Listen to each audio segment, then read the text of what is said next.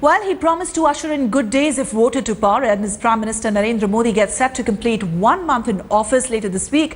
Has he delivered on at least some of those promises? For now, Prime Minister Narendra Modi has zeroed in on 3 key areas where he wants the Prime Minister's office to pay greater attention. He's given top priority to streamlining the mechanism of redressal of public grievances, improving centre-state relations and meeting the requirements of the armed forces. Sources say the PMO would have a special cell to monitor the progress of these 3 priority areas. Are the key areas to which PMO is likely to turn its attention to are civil aviation, telecom, health, pensions, as well as banking.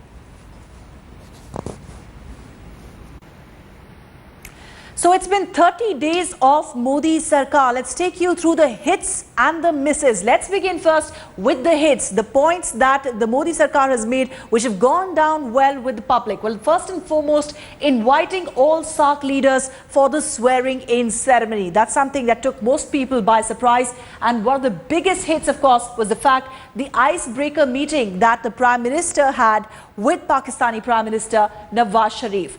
The other positive of 30 days of Narendra Modi government, a special investigation team that was set up for black money, for the return of black money from Swiss banks.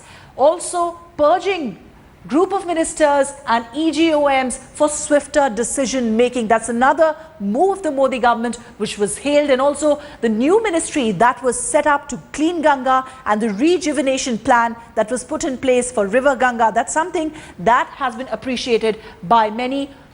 Let's now take a look at the misses of Modi sarkar. 30-day period we're looking at. The first big one, rail fare hike. That's been an unpopular move. Many though say it's a bold one. The other one, runaway inflation that we are seeing. Inflation figures currently at a 5-month high.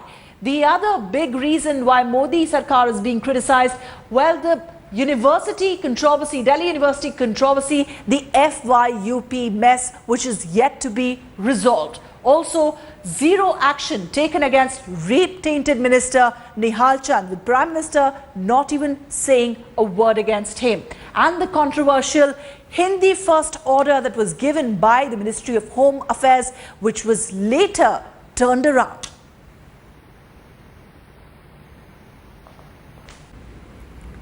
All right, let's now quickly go across to our National Affairs editor Javed Ansari, who's joining us live. Javed, perhaps too early to take a look at what Modi sarkar has achieved in these 30 days, but perhaps evaluate the government on the course that the Modi government has taken.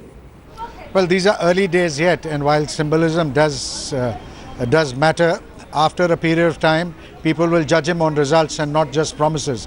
Right now, there is, to his credit, there are certain hits to his credit. We've listed them out, but there have been some misses as well. But let's not forget that he doesn't have a magic wand, and irrespective. And one of the things that he has to always weigh himself against is the huge expectations that people have of him. So that will always weigh against him. But nonetheless, it's a promising start. He needs to start delivering on the promises, because people's patience will wear thin. It's all very well to say that you invite SARC leaders and you do things like that. This is all symbolism. But if the boot starts pinching the people, if price rise continues, if there are power cuts, if there's no respite from issues, from problems that face the common man, then I'm afraid the people's generosity and their patience will wear thin, and very fast at that.